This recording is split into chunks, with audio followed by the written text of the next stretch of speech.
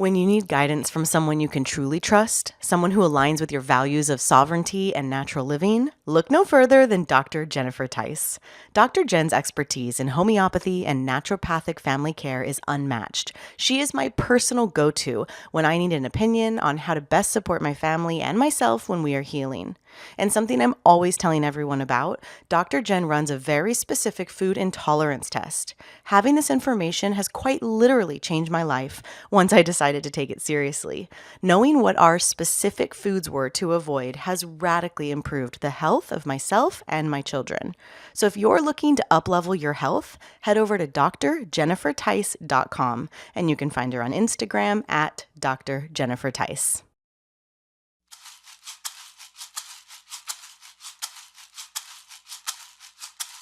Into the wild I'll go, and into the wild I am.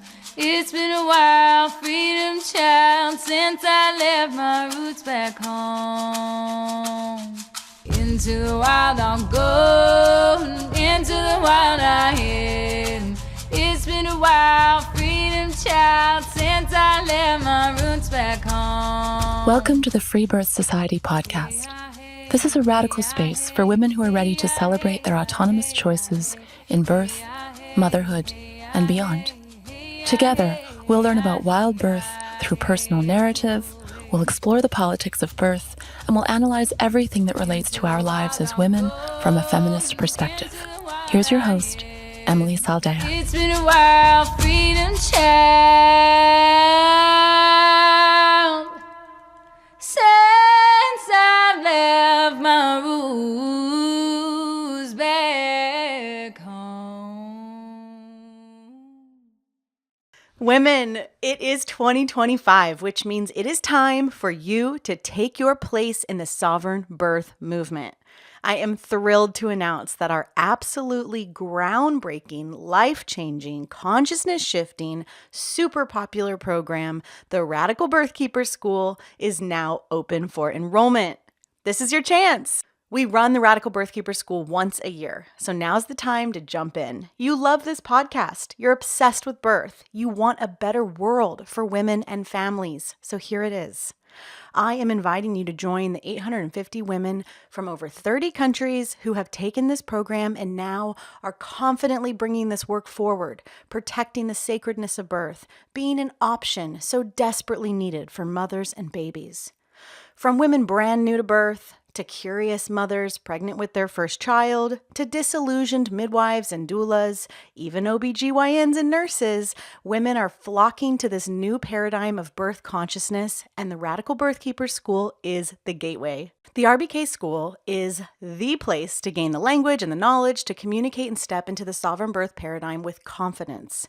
If you feel the call, answer it by taking your place in the RBK School.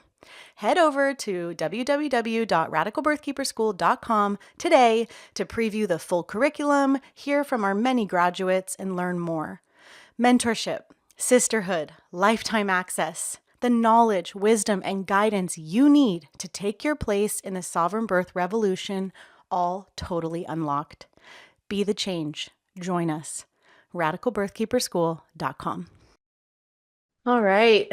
Welcome, Vanica. Hi, Emily. Nice to have you here. Nice to see you again. It's been a minute. Yeah, I'm so excited for this, and thank you so much for having me.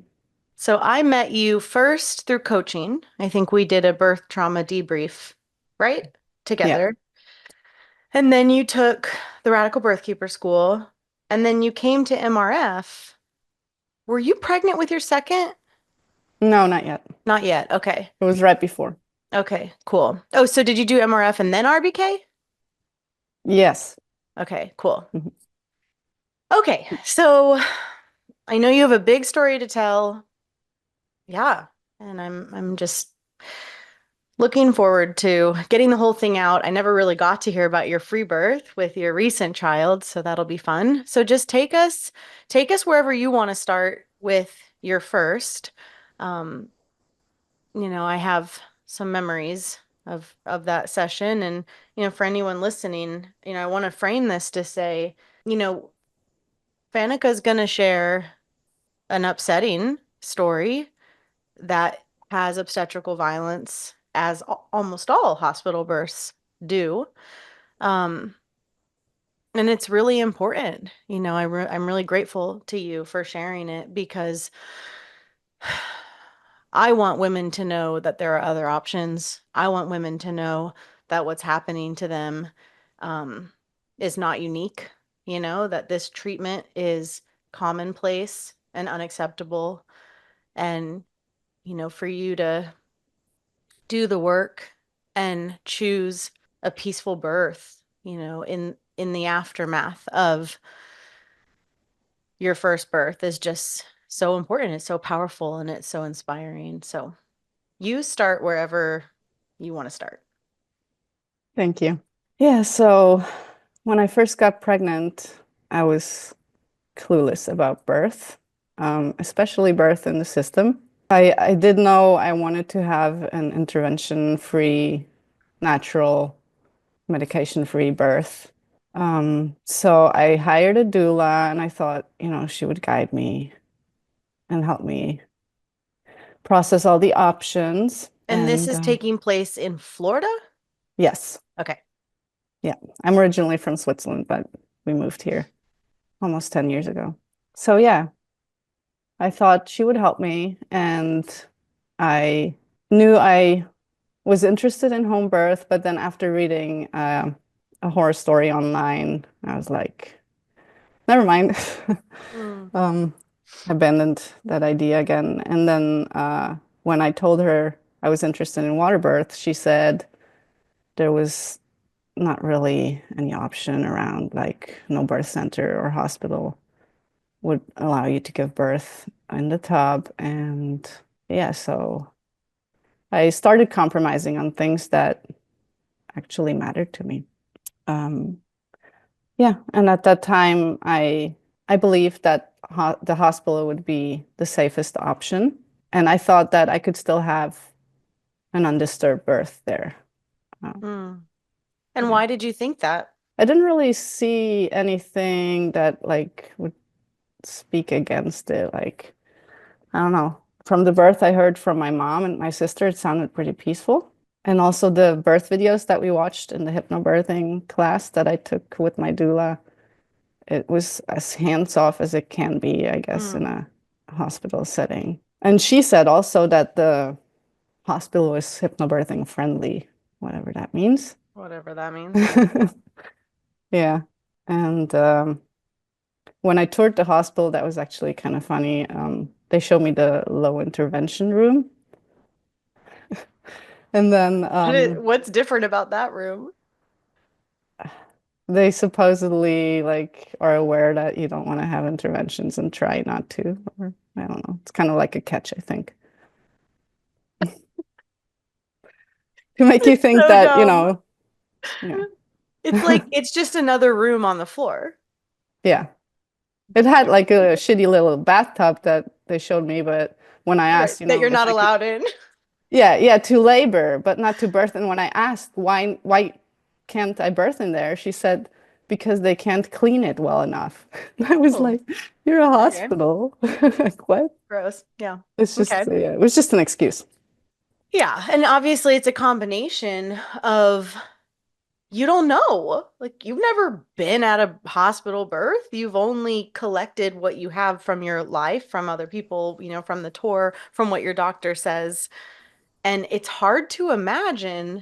that it it's hard to imagine that it's going to be what it's going to be, because it's so inhumane.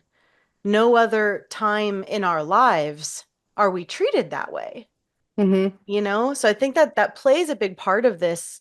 I guess we could call it ignorance, right? Like not knowing. It's just not Hmm. knowing. So of course you're going to have a natural birth in the hospital. Why wouldn't you? It's like so innocent.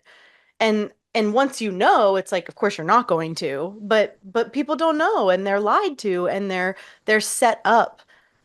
The hospital's set up as like oh yeah, yeah, yeah, yeah, totally, totally. Yeah, yeah, yeah, for sure. And then the hypno class is in cahoots with it, the doula's in cahoots with it. Like, God, it's just so many things stacked against this innocent first time mother. Yeah, exactly. Yeah, that's what happened. So yeah, I was just getting ready for birth, everything was good. My pregnancy was perfect. So I didn't really get that much, they were not like trying to mess with me there because there was no issues, not even for in their eyes. Like I had a textbook pregnancy is what my doula said. Yeah, labor started at home and everything was good, everything was calm. But as soon as we got to the hospital, things just started going south. First, they didn't let the doula in because it was COVID, and yeah, that day I guess they had the restrictions up for her to not go in, and my husband also wasn't allowed in until I was admitted. So I went up alone, and they gave me forms to fill out. Like I already had pretty strong contractions, and yeah. And then they hooked me up to the monitors, gave me antibiotics because of my GBS. That was the one Mm. thing. And then they brought me to my room, which was supposed to be for COVID patients. They didn't have a low intervention room anymore available. What do you mean it was for COVID patients? I guess it was reserved for women who had COVID. I don't know. And it only had a recovery bed, which is going to be relevant later. Like not a labor and delivery bed, just like, one with a footrest or with a rest on the bottom of the bed, like a railing Okay. that you can take off, and then it can just like lift the headrest, and that's it. More like kind of a gurney? No, it was like a recovery bed. Just a Yeah, can't think of what that means, but okay. So that's a weird start. And quick question about your doula not being allowed. So you had no idea that was going to happen. Yeah, no, I didn't. So that's a really big hit Hmm. of just your team falling Yeah, apart upon she didn't admission. either. Like she came to our home and we all went together. She took her car, and then we were all in front of the hospital, and they didn't allow her in. And then she just left again. I was laboring. I had a male nurse. He was kind, but yeah. Ugh, God.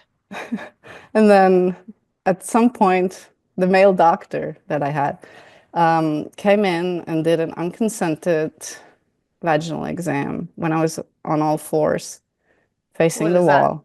Wait, what do you mean? You're just like it's just surprise he's inside you? Well, to be honest, I don't remember the moment. Like Matt told me after the birth that he did that.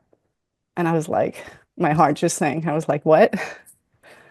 So yeah, I was unaware. He didn't like make eye contact and he just like checked me. But you didn't notice it. No. Huh. I mean, what I do remember is him telling me afterwards, like, you're like at 8 centimeters. Whoa. But, so he had to uh, check me. But Huh. Weird. I Okay. didn't like put one and one together at that point. But Mm-hmm. yeah, it was so, and that was like the first kind of violation. So yeah, I lost really, like the minute I stepped into that building, I lost the bare minimum of my basic rights is what I realized later. Like my birth plan, which was really my medical decisions, it meant nothing. And I had like brought it to my appointments, and all the midwives and doctors who I had seen had, looked at it and told me, yeah, it was good, it was beautiful, like nothing was said about it not being okay or feasible or not gonna be respected or something like that. I didn't know I would have to like ask for just like the basic, like, asking for consenting, like him asking me, like making sure I was aware for a vaginal exam. But yeah, that was the first thing that happened. And then when I started the need to push, I just couldn't relax. I was so tense. And I was just like not able to surrender. I was laying on my side, and then I wanted to squat, but when the nurse went to get the squat bar, she couldn't fit it on the bed. And I was like, I don't know what you're talking about. Just help. Like I was thinking that why is she just not helping me squat? Because the bed was soft. I was kind of confined. Like on the right side, I had the antibiotics. On the left side, the monitor. So yeah.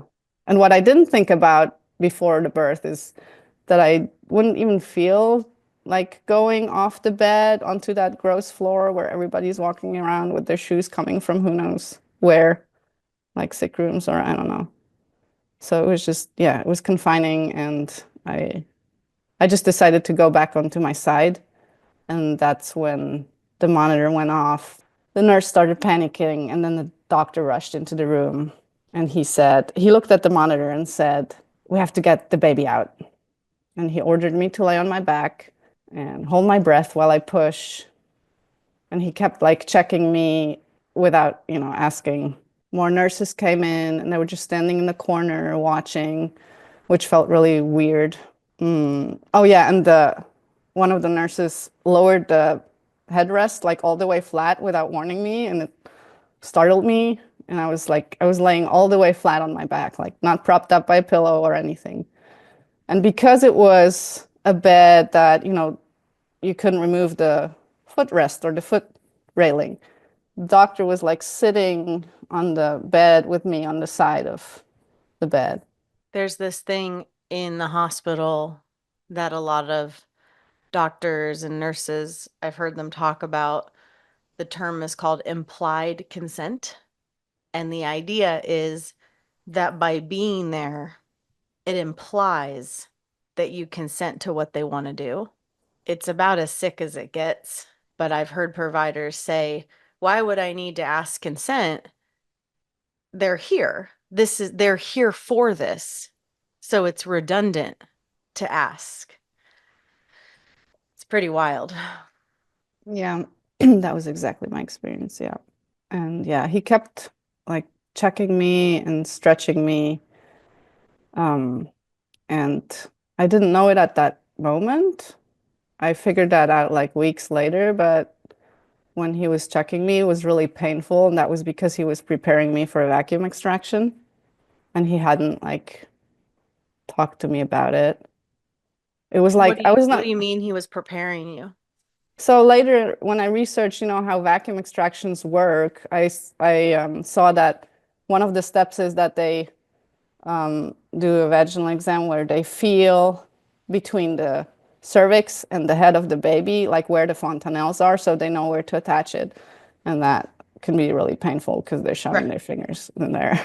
Right. Gotcha. Yeah. And you're not on an epidural. No. Yeah. I So had. you're feeling everything. Yeah. Yeah.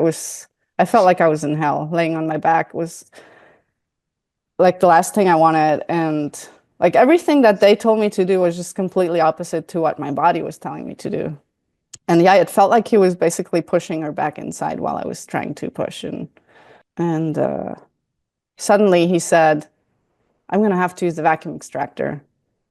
And that was minutes before he used it. And yeah, I didn't even feel like I was acknowledged as a person in the room because he wasn't like talking to me. He was talking to the nurses. And yeah, he announced that to me, but like he didn't explain to me, or he didn't ask me or give me any options. It was presented as like an absolute necessity.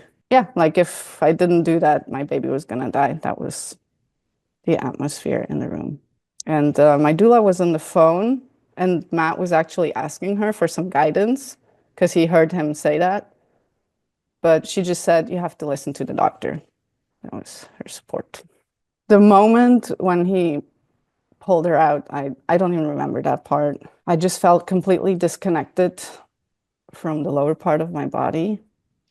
It was like he was really far away, but like I was all the way up in my head or somewhere out there. But he was like sitting right next to me, like touching my leg. And yeah, it was just completely dehumanizing and degrading, and yeah, the most traumatizing thing I ever experienced. And when she was born, she was perfectly fine. Like no signs of distress whatsoever.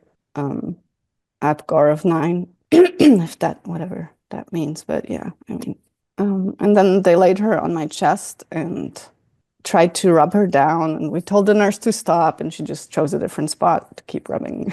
And I couldn't even greet her properly because they wouldn't let me have that moment. They just kept rushing on with their procedures. Fundal massage, they gave me Pitocin, and he was stitching me up for quite a while for a first-degree tear. that was the birth. I'm so sorry. Thank you. So upsetting. Like this is so many women's initiation into motherhood is to be degraded and humiliated and wounded. It's just like, when's it gonna stop? I mean, you made it stop, obviously. One and done, like you learned and didn't go back. Thank God, you know. So then what happens? You know, like I'm curious about in the immediate aftermath, because every, you know, woman kind of handles this differently. Are you like, he saved my baby? Like, did you fall for it for any period of time? When do you start to question it and understand that you were just, you know, I mean, I don't want to put words in your mouth. I'll let you answer it. Mhm. Well, part of me definitely wanted to believe that he saved my baby, Yeah. but immediately after the birth, I just felt shaky and wired and like weepy. I was just like crying a lot and trying to like understand what happened. I couldn't sleep even if the baby was sleeping, Mm. and I spent a lot of time researching low heart rates and vacuum extractions, like obsessively. And yeah, I pretty quickly felt like, that just felt really wrong. And I had a phone call with my doula a few days later. And I asked her, why they didn't ask for my consent. And she said, basically what you just mentioned before, that the minute I signed those papers when I got to the hospital, that was my consent. And I felt so flabbergasted why she would believe that that was okay, really. There's no such thing as consent. Like Yeah. Then it, why like why did I? an abuser doesn't ask for consent. This is what's so, like, women need to understand this, you know? Like an abuser doesn't look in your eyes and say, "Do I have your permission to abuse you now?" Why would they do that? That's not how it's going to go.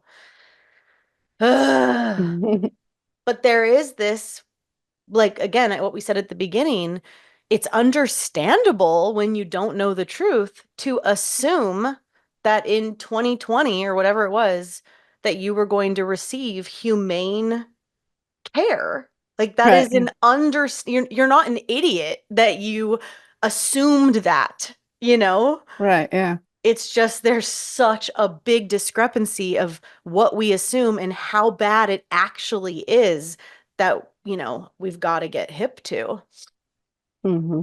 before these stories happen, right? Obviously. Yeah, I so mean, your like, doula just like sucks and is just like a part of the whole thing. yeah, I mean, it really upset me after that phone call. I was in tears and I was just like, why would you help me write a birth plan then? Or like any of those Mm-hmm. things? Ugh, yeah, it's so out of integrity. Or why did I bring my music and my lights? Like, fuck that. I just want like basic respect. Yeah.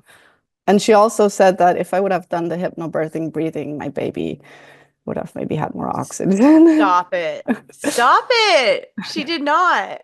Mm. Ew. She also That's said a I was loud and I don't know. It was just, I felt really She like critiqued how you rushed. were in the birth process while you were being abused? Oh my God. That's really sick. Yeah, God. Okay, it so was double honest. whammy. Yeah. So obviously, okay, so you hang up from that call and that sucks. I'm assuming you stop turning towards her after Mm. that. So then what happens? Yeah, it's just I went into a really dark place. I kept replaying what had happened over and over. I had flashbacks. I Mm. wasn't sleeping. Um, I had intrusive thoughts. I felt like I had, failed.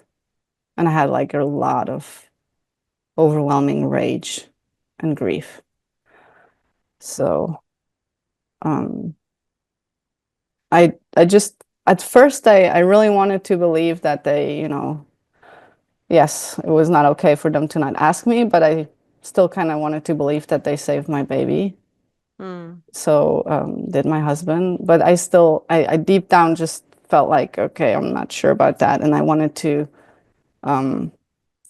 have answers. I wanted to figure it out. So I ordered all my records, the fetal heart rate monitoring strip, and I was researching and contacted a human rights advocate to write a complaint letter to the hospital, and also had an independent OBGYN who looked at the monitoring strip, confirm that, it was indeed unnecessary and that she had been fine, which looking at it, I kind of thought that, but I'm not like an expert in looking at those monitoring strips. So I just wanted that confirmation, and it was validating, but also absolutely like devastating to keep facing that truth that it was all unnecessary. It was just, yeah, it was really hard. It absorbed, it absorbed all my time and energy. And then also caring for a newborn. And that process it was just overwhelming. How does the hospital respond? It was really hard to like get them to respond at all. And I was like, I was persistent. I kept calling and writing emails. I wrote that letter with that advocate, and they just wanted us to go away, really. They were ignoring us a lot, and then, once they realized that we're not going away, they just tried to say whatever, like act as if they cared, and to make us go away. So did you ever press charges? I was thinking about it, but then as I was like contacting lawyers, who are, by the way, just as gaslighting as the doctors, the midwives, my doula, my therapist, even like, yeah, myself. Like I was gaslighting myself a little bit, but all of them were gaslighting me. And the lawyer said that there was no case. They were not gonna win that case, so they were not gonna take it. I mean, that's not necessarily gaslighting, right? Like that's Right, just yeah. kind of the truth. Yeah, that's true. Yeah. No, I meant gaslighting in the fact, like, yeah, basically, but you went there. He didn't assault you. Yeah, I mean this happens, right? With women all the time where they well, when birth in the hospital is inherently violent and rooted in sexual assault, it then becomes normalized. And so it's then just perspective. It's like, well, everyone's more or less getting treated the same.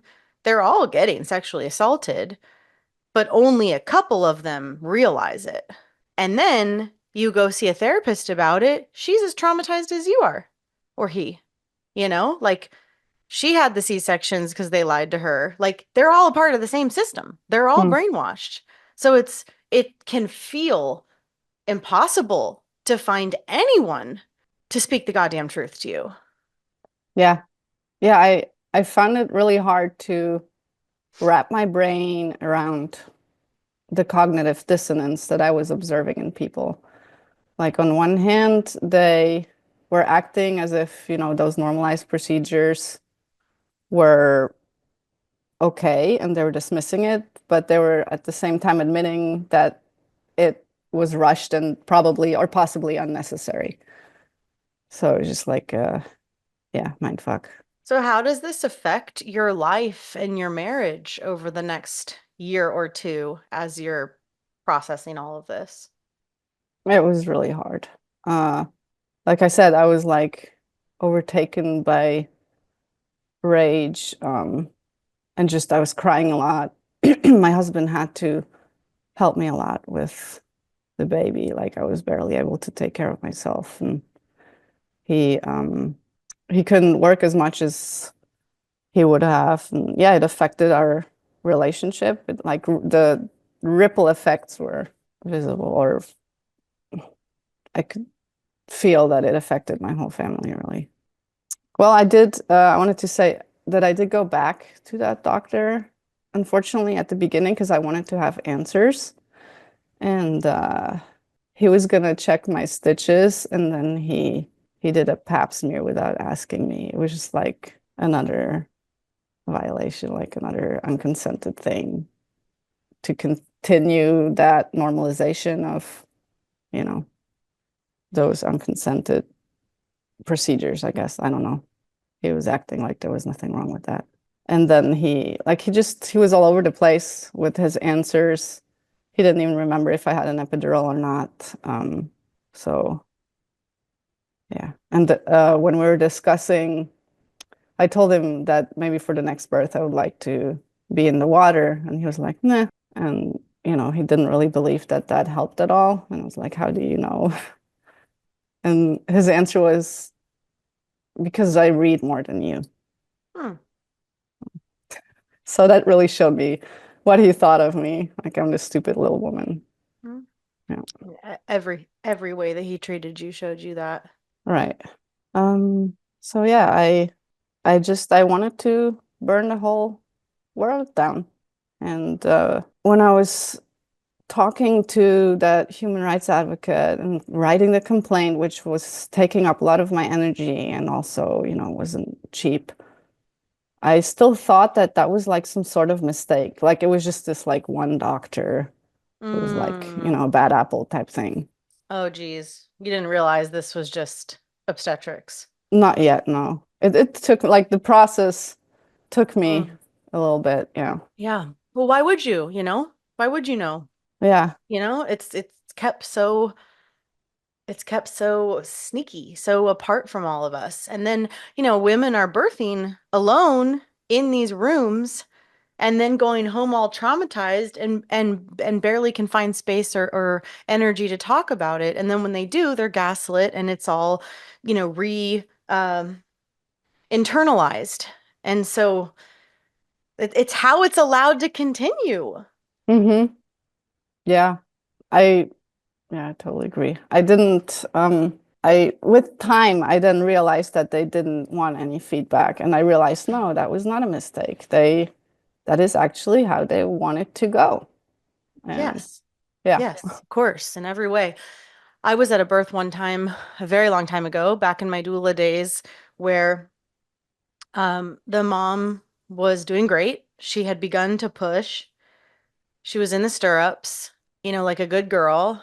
And the doctor comes into the room, didn't say anything to the woman. It's the first time that we're seeing the doctor. She wasn't a part of the birth at all up until this point. And the doctor walks in holding a vacuum extractor, and she looks up at the clock, doesn't even acknowledge the mother who's splayed open with her vagina out, working really hard with the nurse and me, I guess. Anyway, this woman walks into the room, looks up at the clock, and then looks at the nurse and says, I have to pick my kid up in 30 minutes. And then she walks over, sits on the stool, puts the vacuum on, pulls the baby out, and then rips the placenta out and stitches her up and leaves within 30 minutes. It's like, yeah, right. Like, how interesting. That woman was even honest that it had nothing to do with the mother. It was that she needed to go pick her kid up. Mm. And this is just, yeah, of course, sure. Sick. It's so sick. It's almost hard to conceive how deeply evil it is unless you've lived it or seen it, hundreds of times. Mm. Okay, so then what? Yeah, I had no idea that that's how much it could affect me.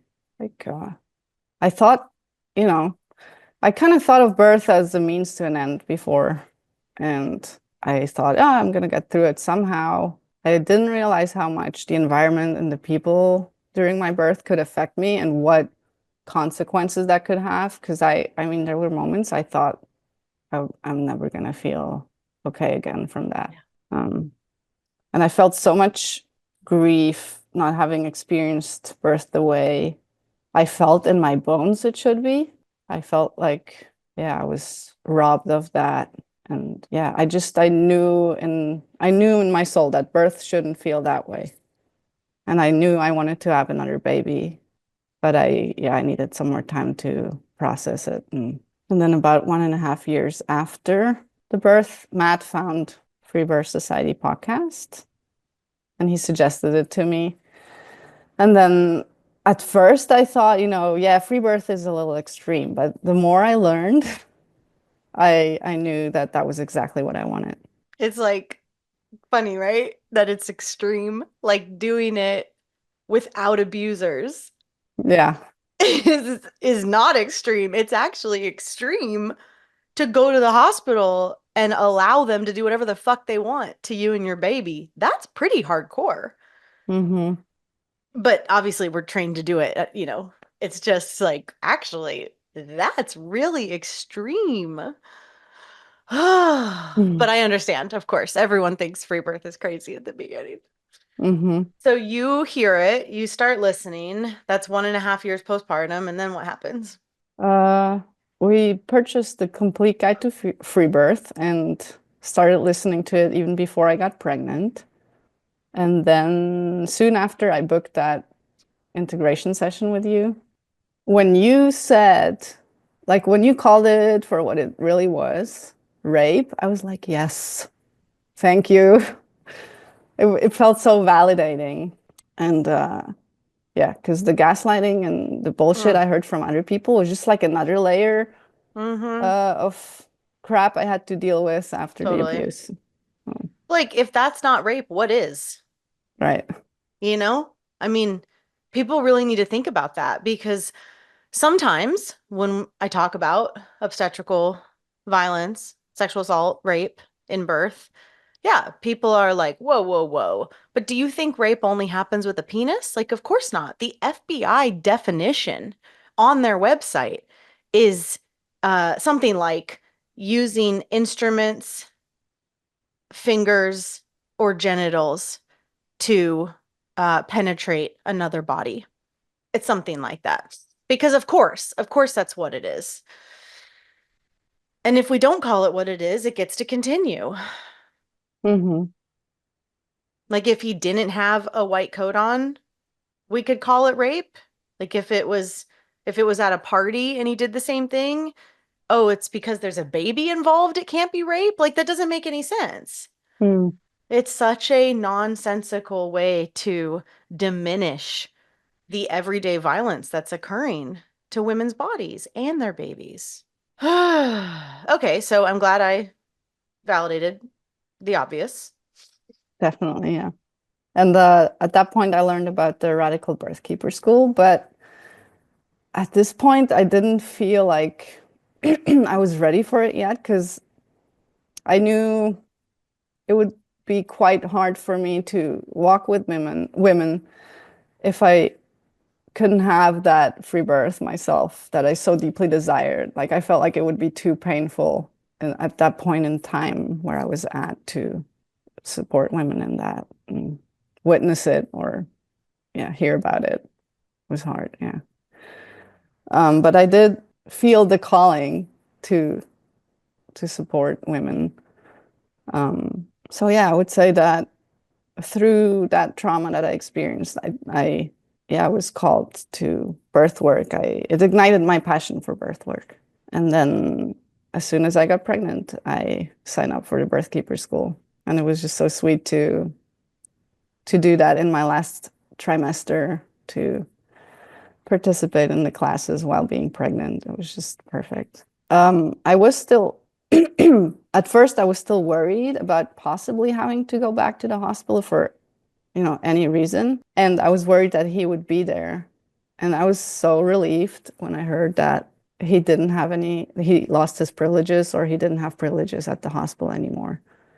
And I kind of like to believe that I had something to do with that. And I just really enjoyed, being able to do what I wanted to do during my pregnancy, not having to worry about appointments, just tune in and prepare, nourish myself. And yeah, it was just another blissful pregnancy. I was trying to soak it up as much as I could.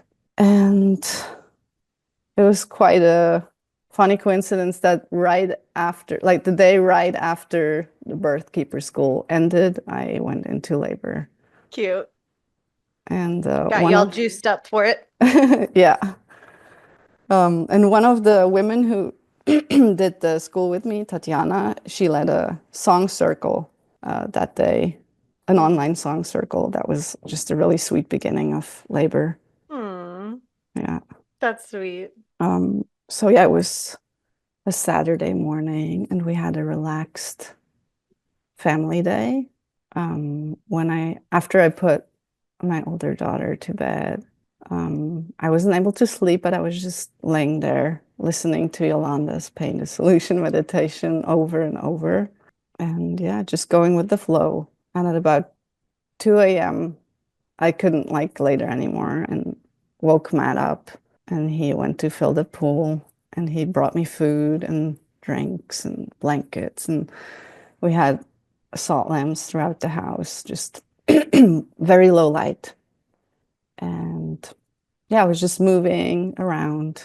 I went outside because it was actually a quite nice night, not too hot, not too warm. And I was watching the trees kind of sway in the breeze. It was kind of trippy. It kind of reminded me of an ayahuasca ceremony. And I had a candle lit and listening to my Freebirth music. It was just really peaceful and calm. And yeah, when Matt, did all what he could do to like help me, I just told him to go back to bed because it was kind of nice not having anybody around. Like I felt like I was holding back a little bit because I knew he was around, like even though he was not like sitting right next to me or like watching me or anything. I just felt like, he could turn the corner anytime and I didn't feel like I could quite, let go as much as I wanted, just moving and vocalizing. So it was really nice to be able to just like drop deep, like into myself and like, yeah, just focus inwards. So I was like switching between rooms. I was in the living room and like walking around, laying down, and I was able to nap between the sensations. That was really sweet. And just the music and the swaying, it was just perfect. And I did what I had like learned in Yolanda's portal about pain. Like with every sensation, I didn't like try to push it away. I went like right into that pain and focused on it. And it felt like work, but at no point did I feel like I couldn't do it anymore. Yeah, and with the breaks that I got, I was really good. I was in a perfect space. And then suddenly I felt like I needed to push and I was like, oh, already? Like I was kind of surprised because it was not that intense. So I went and got Matt and Amelia, and they just had gotten up, or they had just woken up 5 minutes ago. And he went and scrambled to fill up the pool with more hot water. I ran to the bathroom. I mean, waddled. Yeah. It There's was not a lot really of hard. running. Yeah, it was really hard to walk at that point, I realized. And Amelia got like a little worried at first, like she didn't know what was happening, but when we explained it to her, she calmed down immediately and just was watching and helping. And then I already like felt the head and Matt was like still feeling Ah. the pool. And then I got in and I had like a moment of doubt, and that's when I called Yolanda, who I had asked to be my virtual support. And she was just so gentle and calm and reassuring, like she always is. And yeah, it reassured me. Hmm. And yeah, she reminded me to trust and surrender. And Matt had to hang up on her because the baby was coming and I caught her by myself. I loved that part too, just being able to catch her by myself. And then I was like awkwardly holding her, realizing that she was like really slippery and that was not that easy to not drop her back in the pool. Yeah. And it was just perfect, like the way I had imagined Hmm. my birth to go. And it was simple, and we relaxed in the pool until I felt I was ready to move to the couch. Yeah, about an hour after the birth, I felt like, okay, it's time for the placenta to come out. And I was able to birth the placenta without problems. And I kept it in a bowl until the evening and just relaxing with Leanna. It was just magical. really. And then in the evening, at sunset, we went into the backyard and we did a cord burning ceremony. Hmm. And that was also another part that felt really sacred, like just being able to do that with no rush Mm-hmm. and no intrusion, and yeah, just the peacefulness of it all. Yeah. But at that time I was ready. It was like the cord is cold and the Yeah. bowl, I have to switch it for nursing. And yeah, it was a good moment. And I had different options because I wasn't sure if I was gonna, you know, be bothered by the smell, or I mean, if any of us was gonna be bothered by the smell burning the cord. But yeah, I liked. No, yeah, it wasn't. Yeah, it's fine. Yeah, and I liked not having the plastic clamp on the cord afterwards.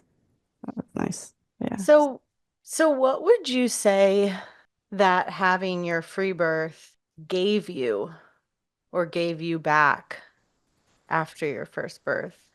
Like, how has it shaped you and changed you? It was just the last piece I needed to heal and to actually feel like whatever all happened to me was really as it, I guess, should have happened. Like I felt whole, like I felt whole again, and I felt proud and, confident. I felt like there was something that came out of all that because I felt that if I wouldn't have had such a traumatic birth, I might not have had the push to come to that realization Mm-hmm. that what I wanted is free birth, if that makes sense. Mm-hmm. A lot of women say that. Yeah.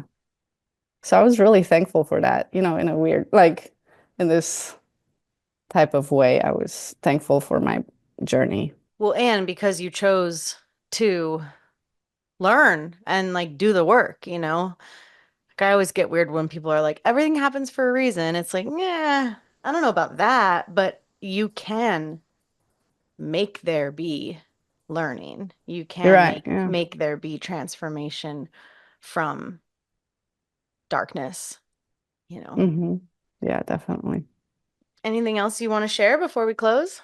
Um, yeah, I would also say that my experience taught me the sacredness of birth, and that it's not just physical, it's deeply spiritual and emotional.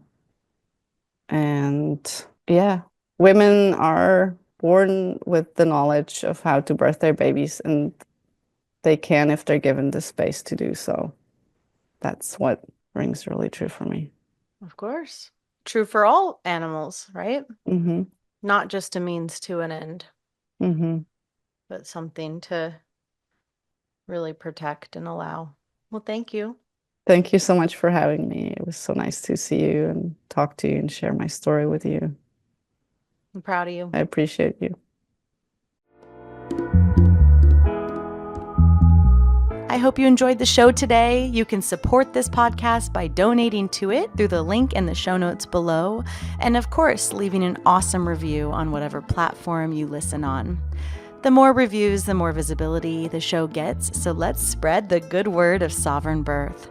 Don't forget, you can watch our podcast interviews on YouTube and see the women as they tell their birth and power stories. And you'll also find our viral free birth collection of epic, raw birth videos on our YouTube. Make sure you're subscribed to our channel. We've always got a lot going on at Freebirth Society, and you can find out all about it at freebirthsociety.com, at Freebirth Society on Instagram, and opt in to my newsletter below. We offer courses on free birth, authentic midwifery, the blood mysteries, as well as one-on-one coaching, in-person retreats, and of course our annual women's gathering, the Matriarch Rising Festival. Our exclusive, private, vetted membership, The Lighthouse, is definitely something to check out if you're looking for a community of wise sisters to get guidance from and to meet in real life. Together we rise, sisters. We must speak our stories, fully claim our lives, and support one another. This is the living revolution, and I am so grateful to be in it with all of you. I'll leave you with our gorgeous Freebirth Society theme song, Wild Woman by Aruba Red. I honor you for the wisdom you held, the ancient traditions of plant medicine and womb magic.